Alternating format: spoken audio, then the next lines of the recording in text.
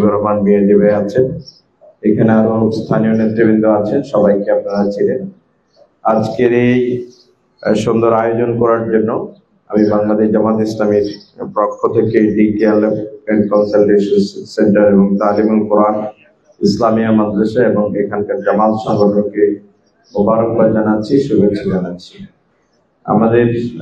আমার বক্তব্যের আগে আব্দুল সবুর ফকির ভাই বলেছিলেন যে চিকিৎসা সেবার যে ভয়াবহ অবস্থা।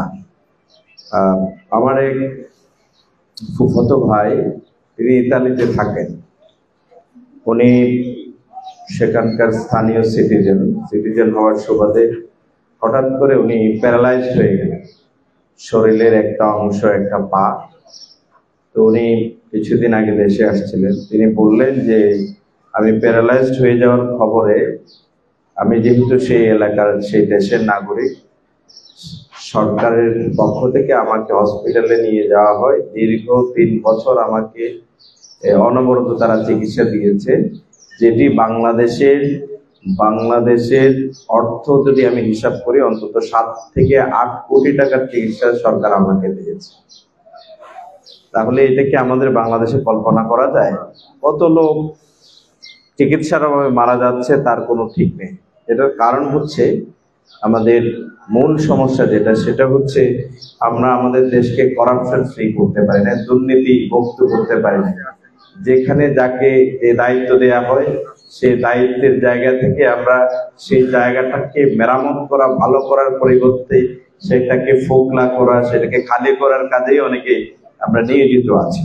এজন্য আমরা বলেছি যে এটার জন্য আল্লাহ ভীরু, খোদা ভীরু সব মানুষের কোনো বিকল্প নেই।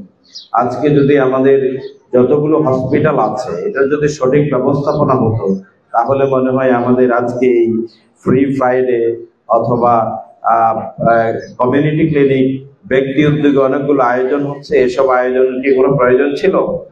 কিন্তু আমি একজন অসুস্থ ব্যক্তি যদি হসপিটালে যায়, সেখানে নানা দালাল ধরে কিন্তু আমাকে সিট পেতে হচ্ছে। এটি হচ্ছে বাংলাদেশের বাস্তবতা। সেই জায়গা থেকে নানা অব্যবস্থাপনার মধ্যেও আজকে এই ছোট্ট আয়োজন আমাদের মধ্যে আশা তৈরি করে। দেশের মধ্যে এখনো মানবিকতা বেঁচে আছে, দেশের মধ্যে এখনো মানুষের অধিকার বেঁচে আছে, এবং সেই অধিকারের সংগ্রামে যারা নেতৃত্ব দিচ্ছে, চেষ্টা করছে, নানা জুলুম নির্যাতনের পরেও যারা তাদের কাজকে অতীতেও তাদের কাজকে থামানো যায়নি, এবং যারা নতুন উদ্যমে বিভিন্ন অঞ্চলে, বিভিন্ন এলাকায় যে কাজগুলো করছে, আমরা এটাকে হাইলি অ্যাপ্রিসিয়েট করা দরকার এবং তাদের কাজে সহযোগিতা করা দরকার। আমি নারায়ণগঞ্জ 4 আসনে বাংলাদেশ জামাত ইসলামের পক্ষ থেকে আপনাদের খেদমতের জন্য কাজ করে যাচ্ছি। এই এলাকার সবচেয়ে বড় সমস্যা হচ্ছে যে কুতুবপুর বায়ের মাঝখানে এনায়তনগর সহ যে এরিয়াগুলো আছে, সবচেয়ে বড় সমস্যা হচ্ছে জলবদ্ধতার সমস্যা।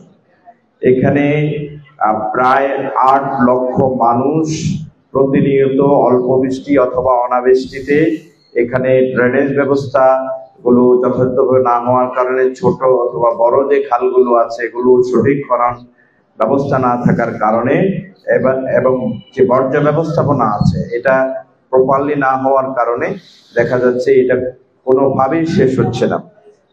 আমাদের বর্ষাকালে সে সময় যারা নেতা ছিলেন, ফিনফিনে সুন্দর সাদা কাপড় পরে তারা মাঝে মাঝে পানিতে নেমে অভিনয় দেখাতেন এবং বলতেন, মানে অবস্থা এমন যে আগামীকালকে সকল সমস্যার সমাধান হয়ে যাবে।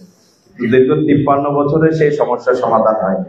তা আমরা 3টা বিষয় বলেছি এই জলবদ্ধতা সমস্যা, 4টা বিষয়। একটা হচ্ছে সঠিক প্ল্যানিং দরকার, বাজেট দরকার।